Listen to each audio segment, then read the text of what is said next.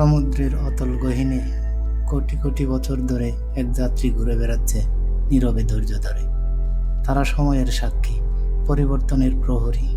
আজ আমরা চলেছি সেই রহস্যময় ভ্রমণের পথে, সামুদ্রিক কচ্ছপের এক বিচিত্র জগতে।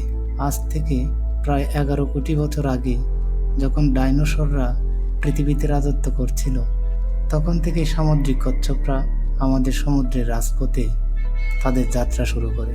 বিবর্তনের প্রবাহে অটুট থেকে তারা নিজেদের গড়ে তুলেছে প্রকৃতির এক বিস্ময় হিসেবে। বিশ্বের 7টি সামুদ্রিক কচ্ছপের প্রজাতি রয়েছে: green turtle, hawksbill, leatherback, loggerhead, olive ridley, Kemp's ridley এবং ফ্ল্যাটব্যাক। প্রত্যেকের আছে নিজস্ব বৈশিষ্ট্য, নিজস্ব গল্প। একটি মা কচ্ছপ ফিরে আসে সেই সৈকতে যেখানে জন্মেছিল সে নিজেই। শত শত কিলোমিটার দূরত্ব পার করে নির্জন রাতে সে বালিতে ডিম পাড়ে।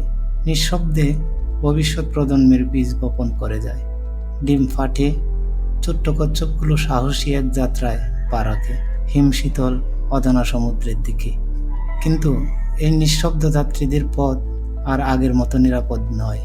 সমুদ্র দূষণ, প্লাস্টিক বর্জ্য, অবৈধ শিকার আর জলবায়ু পরিবর্তন সব মিলিয়ে আজ তারা অস্তিত্ব সংকটে।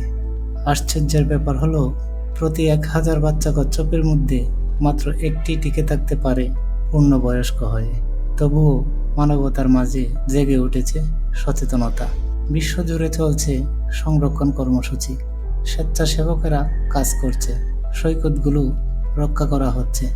ছোট ছোট প্রচেষ্টায় গড়ে উঠেছে বড় পরিবর্তনের গল্প।